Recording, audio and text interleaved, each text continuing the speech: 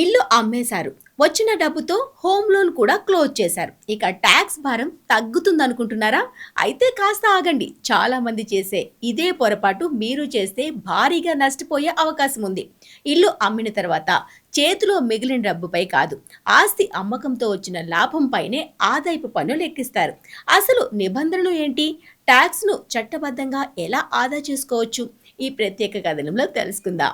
చాలా మంది ఇల్లు అమ్మిన తర్వాత వచ్చిన మొత్తంతో ముందుగా హోమ్ లోన్ను పూర్తిగా కట్టేస్తారు.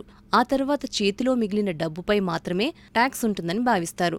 కానీ ఆదాయపు పన్ను చట్టాల ప్రకారం ఇది సరైన అవగాహన కాదు. హోమ్ లోన్ అనేది ఇల్లు కొనుగోలు కోసం బ్యాంక్ అందించిన ఆర్థిక సహాయం మాత్రమే. కాబట్టి ఆస్తిని విక్రయించిన తర్వాత లోన్ను తీర్చడం వల్ల పన్ను లెక్కల్లో ఎలాంటి ప్రత్యేక మినహాయింపు ఉండదు. ప్రభుత్వం మీరు చేతిలో ఉంచుకున్న నగదును కాకుండా ఆస్తి విలువ పెరిగి వచ్చిన లాభాన్ని పరిగణలోకి తీసుకుంటుంది. ఒక ఉదాహరణ తీసుకుంటే, మీరు ఒక ఇంటిని 80 లక్షల రూపాయలకు కొనుగోలు చేసి 3 సంవత్సరాల తర్వాత 1,60,00,000 రూపాయలకు విక్రయించాలని అనుకుందాం. కొనుగోలు ధరతో పాటు రిజిస్ట్రేషన్, మరమ్మతులు, ఇతర ఖర్చులు కలిపి మొత్తం 95 లక్షల రూపాయలయ్యాయి.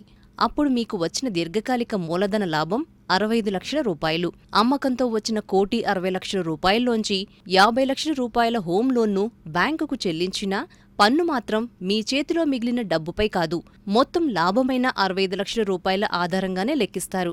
అయితే మూలధన లాభం నిర్ణయంలో ఆస్తిని ఎంతకాలం మీ వద్ద ఉంచుకున్నారన్నది కీలకం. 24 నెలలకు పైగా ఉంచి విక్రయిస్తే దీర్ఘకాలిక మూలధన లాభంగా, 24 నెలలలోపు విక్రయిస్తే స్వల్పకాలిక మూలధన లాభంగా పరిగణిస్తారు. పన్ను లెక్కించేటప్పుడు అమ్మకపు విలువ నుంచి కొనుగోలు ధర, ఇంటి అభివృద్ధి కోసం చేసిన ఖర్చులు, బ్రోకరేజ్ వంటి వ్యయాలను తీసివేసి నికర లాభాన్ని నిర్ణయిస్తారు.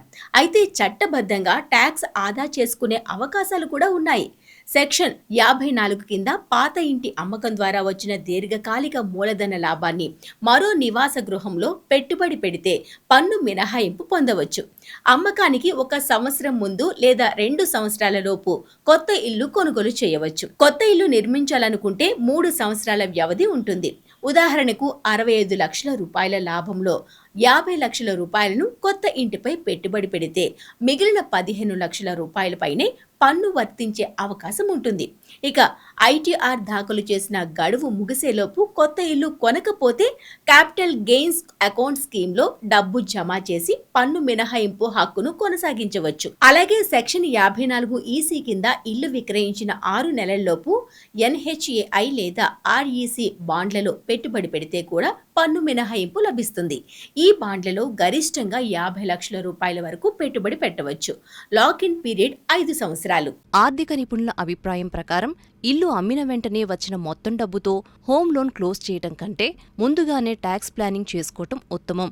లేకపోతే చట్టబద్ధంగా లభించే పన్ను మినహాయింపులను కోల్పోయి అదనపు పన్నుభారం మోయాల్సి రావచ్చు. కాబట్టి గుర్తుంచుకోవాల్సిన విషయం ఒక్కటే, ఇల్లు అమ్మి హోమ్ లోన్ తీర్చడం వల్ల ట్యాక్స్ తగ్గదు. పన్ను ఎప్పుడూ చేతిలో మిగిలిన డబ్బుపై కాదు, ఆస్తి విక్రయంతో వచ్చిన లాభంపైనే ఉంటుంది. అందుకే ఇల్లు అమ్మే ముందు సరైన ఆర్థిక పన్ను ప్రణాళిక రూపొందించుకోవడం ఎంతో అవసరం.